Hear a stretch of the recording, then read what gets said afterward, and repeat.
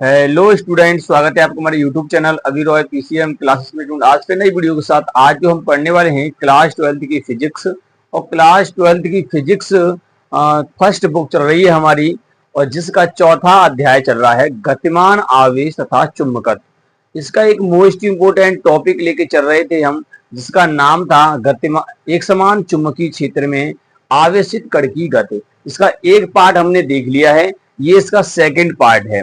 आज की इस वीडियो में देखेंगे कि जब एक आवेश समांतर प्रवेश करता है चुंबकीय क्षेत्र में, तब किस प्रकार से मतलब उसके ऊपर बल लगता है चुंबकीय क्षेत्र द्वारा, और जब वो थीटा कोण में प्रवेश करता है तो किस प्रकार से हम यहाँ पर देखेंगे वो गति करता है। ठीक है नी, तो बने रहिए वीडियो के एंड तक। और स्टूडेंट, इससे पहले जो मैंने लास्ट वीडियो में जो मैंने आपको पढ़ाया है इसी से संबंधित है, उसका पार्ट 1। यदि आपने वो नहीं देखा है तो जाकर के उसको देख लीजिए ताकि आपको वो भी क्लियर हो जाए। ठीक है स्टूडेंट, ये टॉपिक है बहुत ज्यादा इंपॉर्टेंट है। पेपर में जब आता है ना तो ये 5 अंक का पूछा जाता है, इसलिए इस प्रश्न को अवश्य तैयार करना है। ज्यादा हार्ड नहीं बताया जाएगा, बहुत ही सिंपल तरीका से आपको समझाया जाएगा। ठीक है नहीं, बहुत ही आसान तरीका से क्लियर हो जाएगा। बहुत ही सिंपल टॉपिक है, ज्यादा कठिन टॉपिक है नहीं। ठीक है, थोड़ा सा ही अंतर है। जो आपने अगर पार्ट 1 देखा होगा ना इसका, तो आप इस पार्ट 2 को भी समझ सकते हो। ठीक है, उसी के आधार पर है, थोड़ा सा चेंजिंग करना है और कुछ नहीं करना है। ठीक है स्टूडेंट, तो बने रहिए स्टूडेंट वीडियो के एंड तक। और स्टूडेंट, यदि आप हमारे चैनल पर नए हैं तो चैनल को सब्सक्राइब कर लीजिए, बेल आइकन को प्रेस कर ऑल पे क्लिक तक आने वाले वीडियो नोटिफिकेशन आपको मिलती रहे। तो चलते स्टूडेंट वीडियो को स्टार्ट करते हैं। चलिए स्टूडेंट, बात करते हैं यहाँ पर हम एक समान चुंबकीय क्षेत्र में आवेशित कण की गति। एक समान चुंबकीय क्षेत्र में आवेशित कण की गति, ये पार्ट 2 है, यानी कि लेक्चर नंबर 19।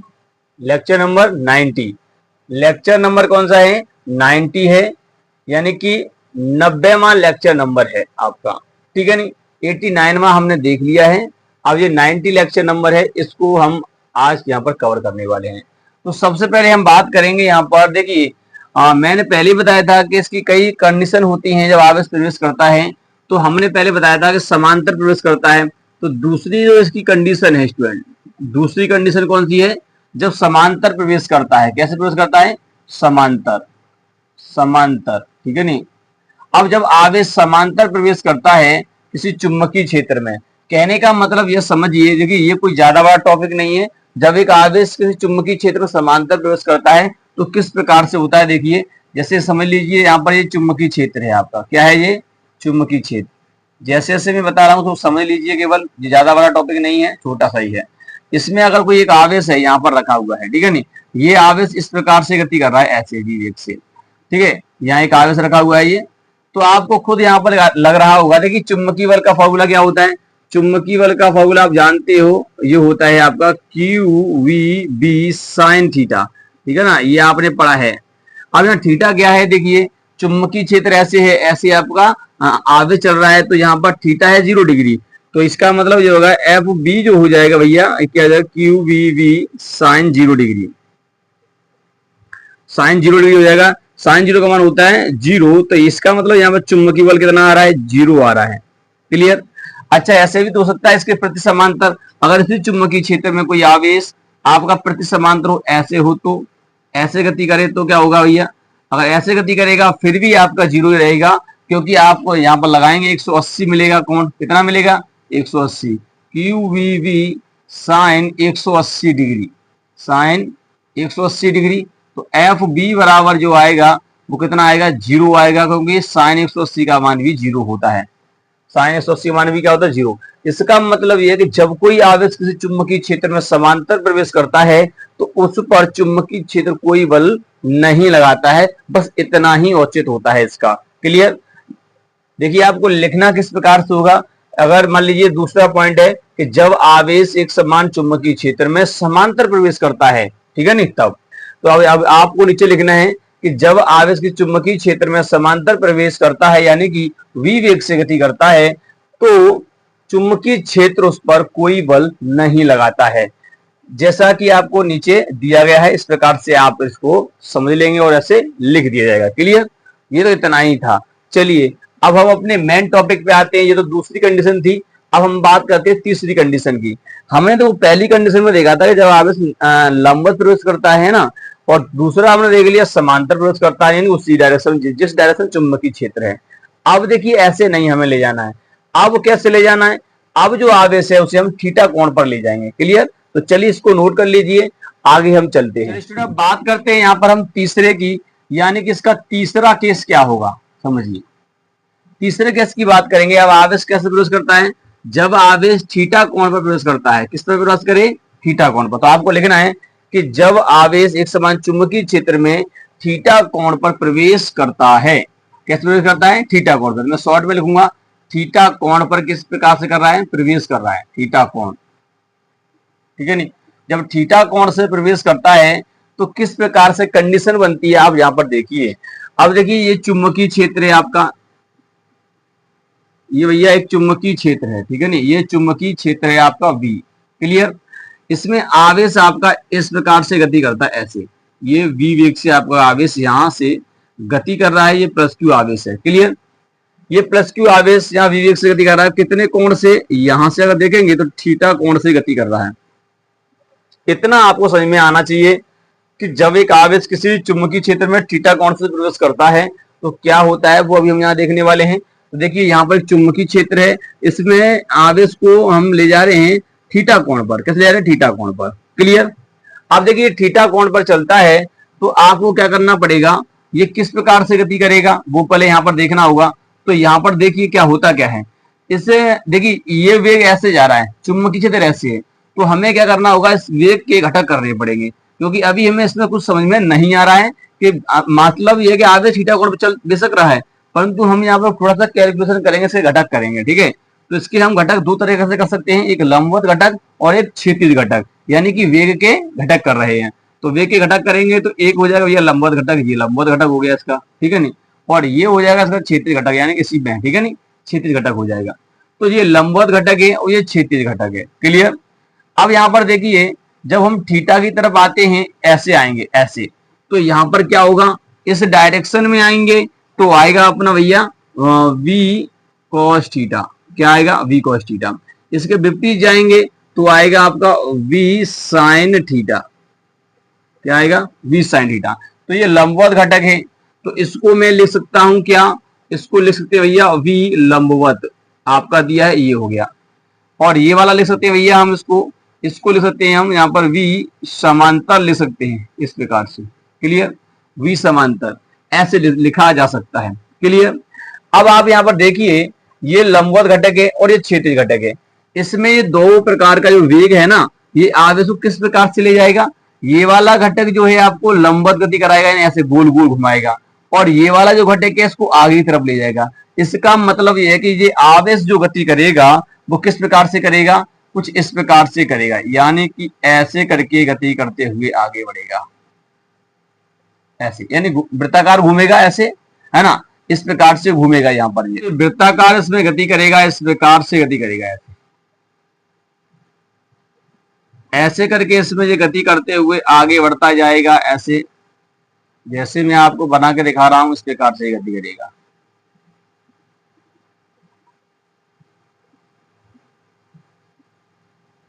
इस प्रकार से गति करते हुए ये आवेशित कण जो है आगे की तरफ बढ़ता जाएगा और ऐसे गति करते हुए आगे की तरफ जाएगा, यानी कि ऐसे गति करेगा, है ना, इस प्रकार से गति करते हुए आगे भी बढ़ेगा। यहाँ पर यहाँ से लंबवत घूमेगा, ऐसे ऐसे घूमते घूमते ऐसे घूमते घूमते ऐसे घूमते घूमते क्या होगा, ये आगे की तरफ जाएगा। Clear student?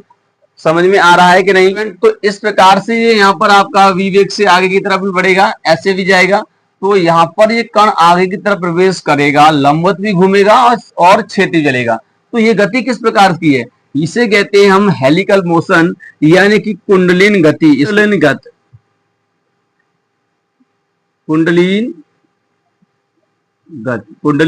ठीक है नहीं? हेलिकल मोशन इसे बोला जाता है। इस वाली गति को जब ऐसे देखिए वृत्ताकार भी घूम रहा है और आगे बढ़ रहा है, तो इस प्रकार की गति को हम कहते हैं कुंडलीन गति, यानी हेलिकल मोशन कहा जाता है। क्लियर? तो चलिए आपको थोड़ा सा थ्योरी में क्या लिखना है, थ्योरी में जो लिखना है मैं आपको बता देता हूं। ठीक है? आपको पहले तो हेडिंग लगानी है कि जब आवेश थीटा कोण पर, जब आवेश एक समान चुंबकीय क्षेत्र में थीटा कोण पर प्रवेश करता है तब। ठीक है नहीं?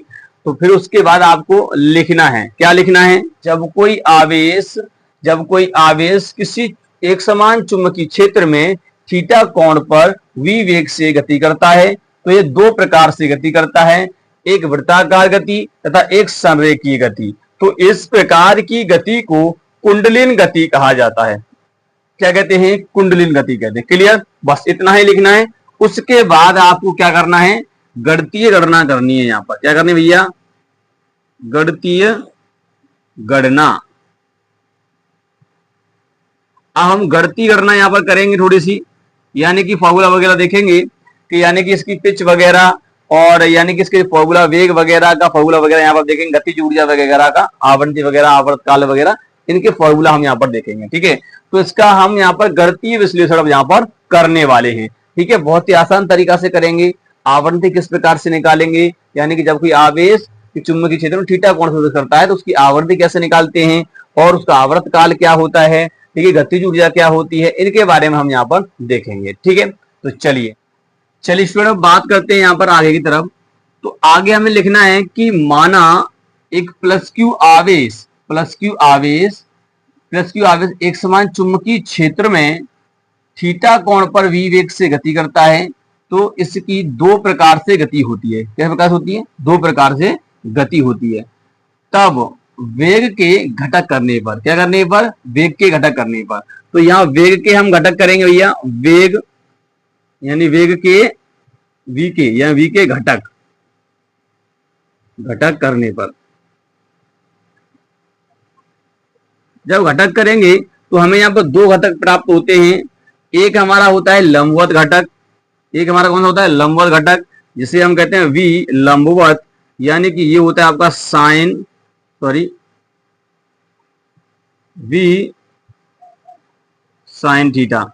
और दूसरा होता है v समांतर घटक, v कॉस थीटा। ये दो प्रकार के घटक होते हैं v के घटक करने पर। यानी हमने इसके v के घटक किए पहले, तो क्योंकि ये वेग से चल रहा है यहाँ पर, तो इसके हम क्या करेंगे? घटक करने पर। ठीक है, नहीं, मैंने बताया कि जब कोई आवेश प्लस क्यू आवेश एक समान चुंबकीय क्षेत्र में थीटा कोण पर v वेग से गति करता है तो इसकी दो प्रकार से गति होती है। इन दोनों प्रकार के जो इस गति होती है तो इस वेग के घटक करने पर क्या करेंगे? घटक। तो वेग के घटक करने पर तो हमें घटक प्राप्त होते हैं लंबवत घटक। ये होता है इसका लंबवत घटक, लंबवत घटक। ठीक है, नहीं, ये लंबवत घटक है आपका। और ये होता है आपका क्षैतिज घटक,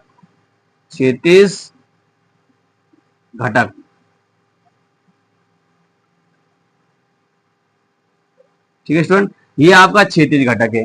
तो अब यहां पर आपको देखो करना कुछ नहीं, जो डायरेक्शन आपने पहले किया ना सेम वैसे करना है। यहां पर जब क्षैतिज की बात चलेगी तो ये वाला लेना है हमें वेग, और जब हमें वृत्ताकार पर स्थिति पर हमें कुछ मतलब डेरिवेशन करना होगा ना वृत्ताकार कुंडली पर ही, मतलब वृत्ताकार चक्कर पर, मतलब कहने का मतलब ये है मेरा कि जब हम वृत्ताकार वाले भाग पर ही हम निकालेंगे, यानी कि आवर्तकाल क्या है इसकी, आवृत्ति क्या है उसकी, वो जो निकालेंगे तो हमको इस वाले वेग को लेना है, लंबवत वाले को, केवल v लंबवत लेना है, v साइन थीटा होता है। यहाँ पर हम v लंबवत लेंगे ना यहाँ पर, तो उसका मतलब ये v साइन थीटा वहां पर लिखा हुआ है। क्लियर? और यहाँ पर हम v समांतर लेंगे, इसका मतलब v cos थीटा वहां पर लिखा हुआ है। ठीक है, इतना आपको ध्यान में रखना है। Clear student? चलिए अब हम आगे बात करते हैं। अब देखिए इन दोनों घटकों के कारण क्या होता है कि ये आवेश जो है क्या करता है? कुंडलिनी गति करता है। तो आप यहाँ पर लिख सकते हैं इन दोनों घटकों के कारण, इन दोनों घटकों के कारण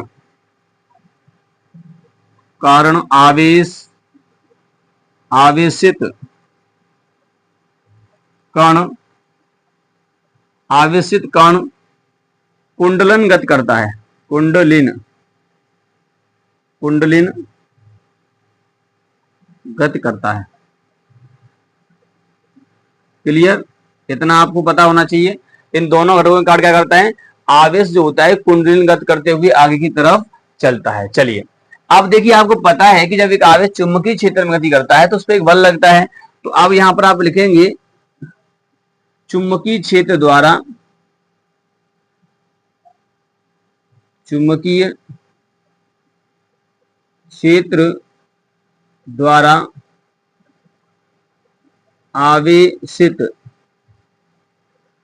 आवेशित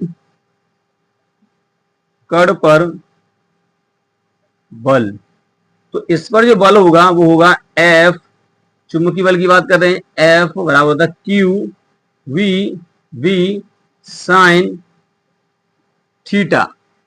क्लियर, ये होता है Q V V sine theta. Clear student, Q V V sine theta. अब देखिए यहां पर आपको दिखाई दे रहा है वी साइन थीटा, यहां लिखा है, तो इसका मतलब क्या है, मैंने पहले बताया था, यहाँ वी साइन थीटा होगा वहां पर वी लंबवत लिया जाएगा, तो इसका मतलब हो गया यहां पर होगा इसका एफ वी बराबर होगा क्यू वी लंबवत लिया जाएगा यहाँ पर, और यहाँ पर आपको बी लिया जाएगा, तो इस प्रकार से लेंगे। क्लियर, ये ध्यान रखना है आपको, ऐसे ही लेना है। यहां तक आपको क्लियर हुआ, तो इस प्रकार से आपको यहाँ पर लेना है। ये आपका चुंबकीय बल निकल के आया है। अब देखिए चुंबकीय बल जो निकल एफ बी बराबर क्यू वी लंबवत और बी, ये निकल के आया आपका, क्योंकि ये लंबवत प्रवेश कर रहा है इसमें, ऐसे चल रहा है, ऐसे, यानी कि इस प्रकार से गति कर रहा है, ऐसे आगे की तरफ भी बढ़ता जा रहा है, ऐसे, ठीक है ना, इस प्रकार से चल रहा है। तो ये कुंडलिन गति यहाँ पे करते हुए आगे बढ़ रहा है, तो इस पर चुंबकीय बल द्वारा बल लग रहा है इतना, ये हो गया। अब जब देखिए जब ये ऐसे गति करेगा वृत्ताकार, तो इसके केंद्र की तरफ एक बल भी लगेगा, जिसे हम कहते हैं अपकेंद्रीय बल। ये अपकेंद्रीय बल कौन प्रदान करता है, ये चुंबकीय बल ही क्या करता है, केंद्र की तरफ एक अपकेंद्रीय बल प्रदान करता है, ठीक है नी। तो यहां पर अब हम बात करेंगे आगे की तरफ, इधर देखते हैं, ठीक है नी, समझिए। अब आगे यहां पर देखेंगे कि इसमें होता क्या है, कि ये जो आपको दिखाई दे रहा ना चुंबकीय बल, यह चुंबकीय बल हम यहां लिख सकते हैं, यह है चुंबकीय बल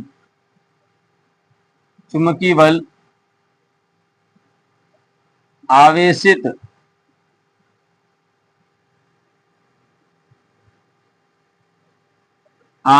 कण पर, यह चुंबकीय बल आवेशित कण पर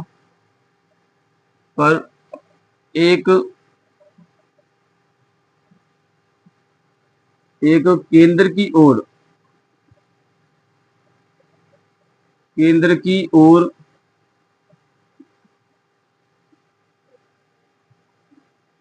बल उत्पन्न करता है,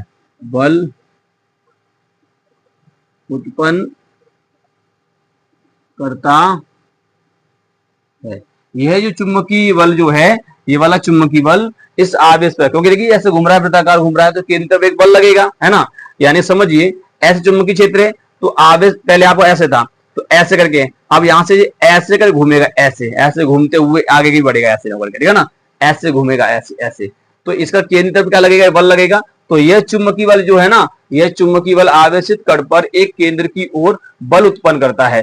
तो उस बल का मान कितना होता है, एफ सी से बोलते हैं अपकेंद्रीय बल को, वो होता है एम वी स्क्वायर, और ये लंबवत होगा, कैसा होगा, लंबवत, क्योंकि बात चल रही है अभी लंबवत की बात चल रही है, क्योंकि ये वाले घटक की बात चल रही है, तो एम वी लंबवत स्क्वायर अपॉन आर, ये होता है। क्लियर। अब बात ये आती है कि ये बल इसके द्वारा उत्पन्न है, तो उसका मतलब ये हुआ कि ये वाला बल और ये वाले बल दोनों क्या हो जाएंगे, बराबर, क्या हो जाएंगे, बराबर होंगे, क्योंकि इसके द्वारा प्रदान है। तो अतः हम कह सकते हैं, अतः जो यहां पर जो आपको एफ सी दिखाई दे रहा है ना, वो एफ वी के बराबर होगा, तो यहां हो जाएगा एम वी स्क्वायर लंबवत और वट्टे में हो जाएगा आर, बराबर हो जाएगा यहाँ पर आपका एफ बी का मान कितना है, ये वाला है, तो यहां रख देंगे, ये हो जाएगा क्यू वी लंबवत और बी। क्लियर, इतना हो जाएगा।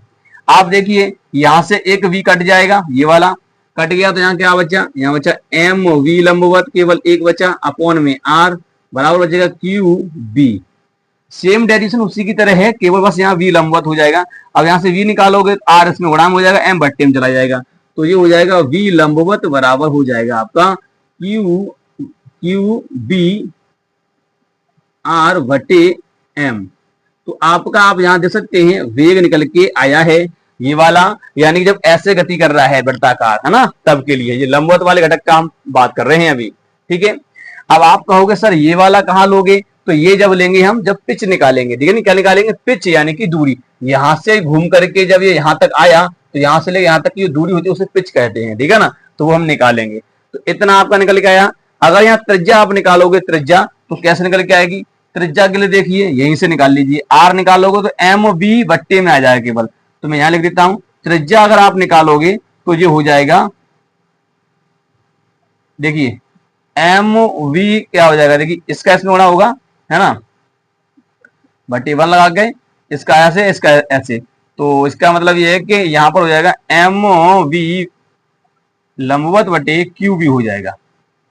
क्लियर, ये इसका क्या हो जाएगा, यानी कि त्रिज्या के लिए हो जाएगा। किसके लिए हो जाएगा, त्रिज्या के लिए, क्योंकि इसके बट्टे 1 मान लिया, इसका ऐसे गुणा में हो गया, इसके ऐसे, तो क्यू बी को बट्टे में ले जाए इसके, तो ये निकल के आएगा, है ना, ये निकला है त्रिज्या के लिए, ये निकल के आया है। इसको याद रखना है, त्रिज्या के लिए ये है और वी का ये है। क्लियर, ये वाले मान हमको कहीं पर भी यूज कर सकते हैं, आप इसको नोट कीजिए। अब आगे हम बात करेंगे आवर्तकाल की, यानी ऐसे घूमेगा तो आवर्तकाल क्या होगा, फिर आवृत्ति क्या होगी, उसके बाद हम पिच वगैरह के बारे में देखेंगे। ठीक है, तो इसको नोट कीजिए।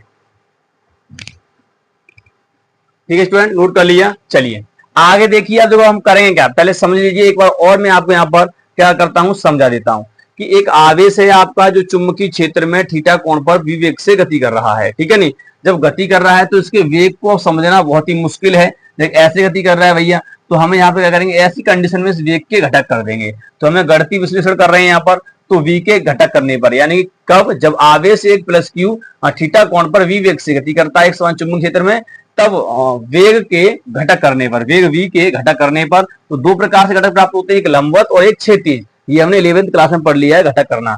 अगर ऐसे है तो इसका एक लंबवत घटक हो सकता है, एक क्षैतिज घटक हो सकता है। अगर हम थीटा की तरफ जाते हैं तो आता है हमारा v cos थीटा, और जिसको हम कहते हैं समांतर घटक, क्योंकि ये क्षैतिज घटक है, क्षैतिज घटक बोलते हैं इसलिए समांतर बोल दिया इसको, क्योंकि चुंबकीय क्षेत्र समांतर हो गया है। और ऐसे अगर ऊपर लिया जाएगा तो वो लंबवत घटक हो जाता है, इसलिए मैंने v लंबवत लिया है, तो v sin थीटा आएगा, विपरीत जाते हैं तो sin थीटा आता है। क्लियर, तो वही हो गया लंबवत घटक और क्षैतिज घटक। अच्छा चलिए, अब ये घटक हो गया, तो आपको एक चीज और पता है कि ये जो घटक है ना, ये दोनों घटक क्या करते हैं, एक कुंडलिन गति बनाते हैं, यानी कि ऐसे कर घुमाते हैं, इस आवेशित कण को ऐसे घुमाते हुए आगे भी ले जाते हैं, है ना, क्योंकि ये वाला जो वेग है, ये वाला जो वेग घटक आया है, क्षैतिज आया है, क्षैतिज वाला वेग जो है आपको आगे ले जाएगा और ये वाला आपको गोल गोल घुमाएगा, तो इन गोल गोल घुमाते हुए इसको आगे तरफ ले जाएगा आवेशित कण को। अब यहाँ पर देखिए क्या है कि इन दोनों घटकों के कारण आवेशित कण कुंडलिन गति करता है। ठीक है ना, ऐसे मैं बताया कुंडलिन हेलिकल मोशन बोलते हैं। अच्छा, अब देखिए चुंबकीय क्षेत्र द्वारा आवेशित कण पर बल, आप देखिए इसमें जो चुंबकीय क्षेत्र घूम रहा है, गति कर रहा है, तो इसमें बल लगेगा चुंबकीय बल, तो वो क्या होगा, एफ बी बराबर Q V B sine theta. इसका मतलब ये है कि यहाँ पर वी साइन थीटा आपको दिखाया जाता है, इसका मतलब लंबवत होगा, तो वी साइन थीटा उसकी जगह पर वी लंबवत लिख देंगे, तो क्यू वी लंबवत और बी, है ना, ये बी चुंबकीय क्षेत्र हो गया, ये लंबवत घटक हो गया। ठीक है, ये हो गया। अच्छा, अगर कोई आवेश ऐसे वृत्ताकार घूमता है तो उस पर केंद्र की तरफ एक बल लगता है, क्या लगता है, बल, जो हमने पार्ट 1 में भी देख लिया था। तो ये जो बल होता है ये उत्पन्न करता है ये वाला चुंबकीय क्षेत्र, क्योंकि इसी की भूमिका होती है, यही तो घुमाता है ऐसे, तो इस कारण से इस पर केंद्र की तरफ एक बल लगा देता है, तो यह चुंबकीय बल आवेशित कण पर एक केंद्र की ओर बल उत्पन्न करता है, इससे हम क्या कहते हैं, अपकेंद्री बल, यानी कि एफ सी बराबर एम वी लंबवत उसकी अपॉन आर, ये फॉर्मूला होता है इसका। अब देखिए, अब होता क्या है कि ये बल इसके द्वारा उत्पन्न है, इसलिए ये दोनों बराबर हो जाएंगे, अतः यहाँ पर ये दोनों कैसे इक्वल हो गए। अब यहाँ पर काटपीट कर देंगे, हमें v निकालना है और r निकालना है, तो ये दोनों हमने फॉर्मूला यहाँ पे निकाल लिए हैं। क्लियर, तो यही मुझे समझाना था। चलिए अब हम आगे बात करेंगे इसके आवर्तकाल की। चलिए स्टूडेंट, बात करते हैं हम आवर्तकाल की। पहला जो पॉइंट होगा इसका हमारा, यानी फर्स्ट पॉइंट हम यहाँ पे निकाल रहे हैं हम आवर्तकाल। क्या निकाल रहे हैं, आवर्तकाल, आवर्तकाल।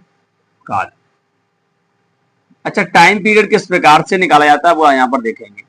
आवर्तकाल का मतलब यह समय, आवर्त मतलब समय, यानी कि अब जो आवेशित कण जो है, देखो ऐसे घूम रहा है वृत्ताकार ऐसे, तो एक चक्कर लगाने में जो समय लगता है उसको, वही उसका आवर्तकाल होता है। किसी आवेशित कण द्वारा वृत्ताकार पथ का एक पूर्ण चक्कर लगाने में लगने वाले समय को आवर्तकाल कहते हैं, ये इसकी परिभाषा होती है। ठीक है नहीं, चलिए आप लिख लेना रुक करके। अब यहाँ पर आपको क्या करना है, आवर्तकाल का फॉर्मूला होता है टी बराबर होता है, मैंने पिछले वाली वीडियो में बता दिया है कि पर्दी ली जाती है, वृत्ताकार में घूम रहा है ना, तो पर्दी ली जाएगी, वो दूरी हो जाएगी 2 पाई आर, त्रिज्या कितनी है उसकी आर, और वटे किस वेग से कर रहा है, लंबवत वाले v sin थीटा वाले, इसका मतलब मैं v लंबवत लूंगा यहाँ, केवल v लंबवत। क्लियर, अब v लंबवत का मान आपने निकाला है, ये निकाला है भैया, तो यहाँ रख दीजिए, तो कितना हो जाएगा, ये t बराबर हो जाएगा आपको यहाँ पर 2 पाई आर, और वट्टे में कितना हो जाएगा आपका नीचे क्यू बी आर वटे एम। अब देखिए ये ऊपर चला जाएगा, है ना, और आर से आर कट जाएगा, तो कितना आ जाएगा, ये हो जाएगा आपका 2 पाई आर एम और वट्टे में हो जाएगा आपका यहाँ पर क्यू बी आर। तो यहाँ से आर कट जाएगा तो आपका यहाँ पर निकल के आएगा टी बराबर 2 पाई एम अपॉन में हो जाएगा क्यू बी। Clear student? तो ये आपका यहाँ फॉर्मूला निकल के आता है, आप देख सकते हैं ये आपका आवर्तकाल का फॉर्मूला हो जाता है। Clear student? आवर्तकाल का सेम फॉर्मूला वही है, बस थोड़ा सा अंतर करते चले जाना और कुछ नहीं करना है। क्लियर हो गया? तो चलिए इसको नोट कर लीजिए। चलिए स्टूडेंट अब आगे हम बात करते हैं, किसकी बात करते हैं, आगे हम बात करेंगे अब आवृत्ति की। किसकी बात करेंगे? आवर्तकाल हो गया हमारा, आवृत्ति की बात करते हैं। आवृत्ति, क्लियर? आवृत्ति यानी फ्रीक्वेंसी की यहाँ पर हम बात करेंगे। Clear student? तो फ्रीक्वेंसी क्या होती है, ठीक है, फ्रीक्वेंसी की यहाँ पर बात करते हैं तो क्या हो जाएगा, फ्रीक्वेंसी यानी आवृत्ति, यानी कि एक सेकंड में चक्रों की संख्या, एक सेकंड में कोई भी आवेशित कण कितने चक्कर लगाता है उसे कहते हैं उसकी आवृत्ति। किसी कण द्वारा एक सेकंड में लगाए गए चक्रों की संख्या को ही आवृत्ति बोला जाता है। इससे किससे प्रदर्शित करते हैं, इसे एफ से प्रदर्शित किया जाता है और इसका फॉर्मूला होता है 1/t। ठीक है नहीं? अब टी का मान आप जानते हो क्या होता है, टी का मान आपने निकाला है अभी, तो एफ बराबर कितना हो जाएगा फ्रीक्वेंसी के लिए फॉर्मूला, तो 1/2 पाई एम और वट्टे में क्यू बी। इसे जब ऊपर ले जाएंगे तो जो हो जाएगा आपको कितना, क्यू बी वट्टे में हो जाएगा 2 पाई एम। तो ये आपका आवृत्ति का फॉर्मूला निकल के आता है कि क्यू बी वट्टे 2 पाई एम, ये आपका फॉर्मूला हो जाता है। Clear student? आवृत्ति का फॉर्मूला हो गया, एम द्रव्यमान होता है, ठीक है, वी चुंबकीय क्षेत्र, क्यू आवेश, और ये फ्रीक्वेंसी होती है आवृत्ति। Clear student? तो आवृत्ति हो गई यानी एक सेकंड में चक्रों की संख्या को कहते हैं आवृत्ति कहा जाता है, ये फॉर्मूला होता है। क्लियर? पिछले वाले पार्ट में मैंने करवा दिया, बहुत अच्छी तरह समझाया है आवृत्ति को मैंने, ठीक है नहीं?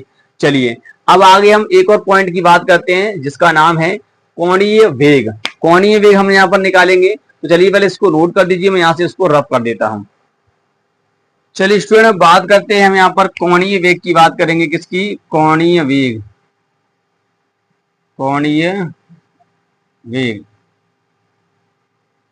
एंगुलर वेलोसिटी क्या होती है, कोणीय वेग का फॉर्मूला, कोणीय वेग को ओमेगा से दिखाया था ऐसे, तो कोणीय वेग बराबर होता है कि जितने कोण से कोई आवेशित कण घूमता है, तो देखिए कितना घूम गया, पूरा चक्कर घूमेगा तो 2 पाई घूमेगा, है ना, 2 पाई कोण से घूमेगा, कितना समय लगेगा, टी समय, आवर्तकाल टी लगेगा, और आवर्तकाल का फॉर्मूला आपको पता ही है वो होता है, तो डब्ल्यू बराबर ओमेगा बराबर क्या होता है, डब्ल्यू नहीं ओमेगा होता है, तो 2 पाई और वट्टे टी का मान आपने निकाला है, क्या निकाला ये वाला, तो यह 2 पाई एम और वट्टे में आपका क्यू बी हो जाएगा। ठीक है नहीं?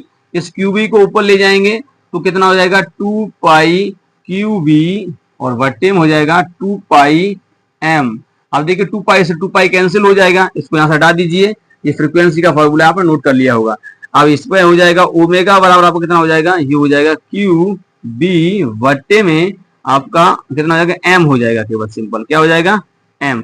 तो ये आपका यहाँ पर कोणीय वेग का फॉर्मूला निकल के आता है। जब आवेश आपका एक समान चुंबकीय क्षेत्र में थीटा कोण पर घूमता है, चलता है, तो इस प्रकार से कोणीय वेग निकल के आता है, ओमेगा से दिखाते हैं। Clear student? तो उम्मीद करते हैं आपको समझ में आ गया होगा कोणीय वेग किस प्रकार से निकाला जाता है। नोट कर लीजिए जल्दी से, तो कर लिया स्टूडेंट नोट। चलिए अब आगे हम बात करेंगे, पिच की बात करेंगे। देखिए पिच होती क्या है, पिच की अगर हम बात करेंगे तो क्या होता है कि यानी कि ये आवेश देखिए यहां से चलना प्रारंभ किया, ऐसे घूमा, ऐसे घूम करके इस प्रकार से आया और ऐसे करके घूमते घूमते फिर यहाँ आ गया। मान लीजिए यहाँ से स्टार्टिंग हुई है इसकी, यहाँ से घूमते घूमते घूमते घूमते ऐसे आया, फिर से एक पूरा चक्कर कब माना जाएगा, जैसे मान लीजिए यहाँ से स्टार्ट हुआ है तो यहाँ से घूमते घूमते घूमते घूमते ऐसे कर घूम करके फिर यहीं आ जाएगा, तो तब मानेंगे एक पूर्ण चक्कर हो गया, है ना। तो एक पूर्ण चक्कर में जितनी दूरी ये तय कर लेता है, तो यहाँ से चलना प्रारंभ हुआ था ये, तो यहाँ से लेकर यहाँ तक की जो दूरी इसने तय की, इससे हम कहते हैं पिच। क्या कहते हैं इसको, हम पिच बोलते हैं। ठीक है नहीं, PITCH पिच, PITCH पिच बोला जाता है इसको। ठीक है, यहाँ से लेकर यहाँ तक जो इसने दूरी तय की है ना, यहाँ से लेकर यहाँ तक, यानी कि इस वाले पॉइंट से लेकर के और इस वाले पॉइंट तक इसने जितनी दूरी तय की है एक पूर्ण चक्कर में, यहाँ तक घूमने में, एक चक्कर घूमने में आगे जितना बढ़ गया, है ना, यहाँ से स्टार्ट हुआ, यहाँ से स्टार्ट होते हुए आगे बढ़ गया इतना, तो यहाँ से लेकर यहाँ तक जो दूरी हुई ना, एक पूर्ण चक्कर की बात कर रहे हैं, जितनी दूरी हुई ना वही पिच कहलाएगी। क्या कहलाएगी? पिच कहलाएगी। चलिए तो उसको निकालते हैं, उसको यहां से हटा देते हैं। चलिए स्टूडेंट, अब हम बात करते हैं पिच की, बात करते हैं पिच, यानी कि PITCH। पिच होता क्या है? अगर इसकी परिभाषा आपको लिखें तो लिखेंगे, जब कोई आवेशित कण एक समान चुंबकीय क्षेत्र में एक पूर्ण चक्कर करने में जितनी दूरी तय करता है, यानी एक पूर्ण चक्कर में जितनी दूरी तय करता है वो उसकी पिच कहलाती है। क्या कहलाती है? उसकी पिच। क्या बोला मैंने? जब कोई आवेशित कण एक समान चुंबकीय क्षेत्र में गति करता है, एक समान चुंबकीय क्षेत्र में कुंडलिन गति करता है, ऐसे कहेंगे, लिखेंगे, जब कोई आवेशित कण एक समान चुंबकीय क्षेत्र में कुंडलिन गति करता है तो कुंडलिन गति करते समय एक पूर्ण चक्कर में तय की गई दूरी को ही पिच कहा जाता है। क्या कहते हैं? पिच कहते हैं। तो देखिए पिच का, यानी कि पी से दिखाएंगे इसको। पिच बराबर क्या होता है? दूरी, समय इंटू चाल। चाल इंटू समय, यानी देखो दूरी बराबर क्या होता है? चाल इंटू समय। तो ऐसे यहां पर हो जाएगा चाल। तो चाल आपका यानी कि वेग, कौन सा वेग? v समांतर वाला वेग लिया जाएगा, v समांतर, ठीक है ना, ये वाला। और समय आपका आवर्तकाल t लिया जाएगा।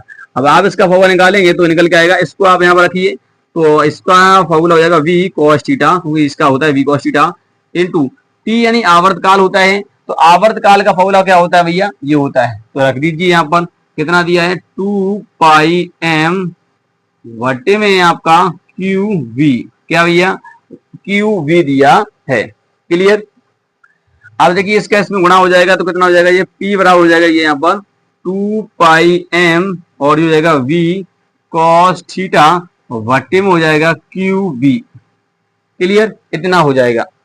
Clear student? तो ये आपका हो गया यहाँ पर। अब देखिए ये फॉर्मूला तो आपको निकला है पिच का, इतना। आगे थोड़ा सा और करिए, यहाँ पर देखिए ये R दिया है, तो R बराबर आपको यहाँ पर दिया, मैं करता हूं, तो R बराबर आपका दिया है, हम आगे और कर रहे हैं भैया, आगे, ठीक है नहीं, आगे थोड़ा सा और करेंगे इसको, एक और फॉर्मूला देखेंगे। तो R बराबर आपका दिया है MV, और V क्या है आपका? V लंबवत है, और लंबवत को हम साइन थीटा लिखते हैं, तो ये हो जाएगा V साइन थीटा, ऐसे लिखिए। और वट्टे में कितना है? उसके नीचे देखिए QV दिया है। एक काम कीजिए, साइन को नीचे लेके आइए, तो R वट्टे यहाँ साइन आ जाएगा, साइन थीटा, तो यहाँ रह गया MV और वट्टे में रह गया केवल QV। आप यहाँ देखिए MV वट्टे QV, MV वट्टे QV, तो इतने की जगह पर हम क्या ले सकते हैं? R वट्टे साइन लिख सकते हैं। क्या लिख सकते हैं? R वट्टे साइन लिख सकते हैं। तो पिच कितना हो जाएगा? अब क्या हो जाए भैया? अब अगर हम पिच की बात करेंगे तो P बराबर कितना फॉर्मूला होगा? तो यहाँ रख दीजिए, तो ये हो जाएगा आपका, देखिए V 2π और MV वटे Q की जगह पर रखेंगे R, और यहाँ पर लिखा है आपका cos थीटा, और वटे में आपका रहेगा यहाँ पर साइन थीटा। क्या रहेगा? Sign theta. क्लियर? अब देखिए ये कितना हो जाएगा? तो इसका मतलब ये है कि ये फॉर्मूला आपका बन गया। क्या बनेगा? 2πr cos थीटा बटे साइन थीटा, तो cos थीटा बटे साइन थीटा होता है cot थीटा, तो 2πr cot थीटा ये हो जाएगा।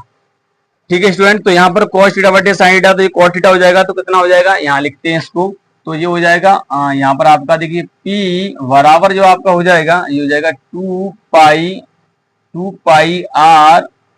और cot थीटा, ये हो जाएगा। इसको अगर मैं लिखना चाहूँ तो मैं ऐसे लिख सकता हूँ उसको 2πr, और इसको tan थीटा को मैं 1/tan थीटा कर सकता हूँ, यहाँ पर cot थीटा को 1/tan थीटा। तो आपका इस प्रकार से निकल के आया है पिच का फॉर्मूला tan थीटा के संबंध में। देख लीजिए यहाँ पर इस प्रकार से, तो ये होता है आपका पिच का फॉर्मूला। ठीक है स्टूडेंट? तो ये आपका डेरिवेशन संपन्न होता है, बहुत सिंपल तरीका से आपको कराया गया है। कहीं पर भी अगर आपको दिक्कत आई है तो एक बार वीडियो को फिर से देख लीजिए, आपको क्लियर हो जाएगा। बहुत ज्यादा इंपॉर्टेंट टॉपिक है स्टूडेंट, इसलिए इस टॉपिक को ध्यानपूर्वक से पढ़िए, एक बार फिर से देख लीजिए, आपको क्लियर हो जाएगा। अब ये टॉपिक जो है आपका क्लियर हो चुका है, ठीक है नहीं? इसी प्रकार से आपको करना है। तो उम्मीद करते हैं स्टूडेंट वीडियो पसंद आया होगा। वीडियो पसंद आया तो वीडियो को लाइक कर दीजिए, चैनल को सब्सक्राइब कर बेल आइकन को प्रेस जरूर कर दीजिए, ताकि आने वाले वीडियो में आपको मिलती रहे। मिलेंगे नेक्स्ट वीडियो में, तब तक के लिए जय हिंद।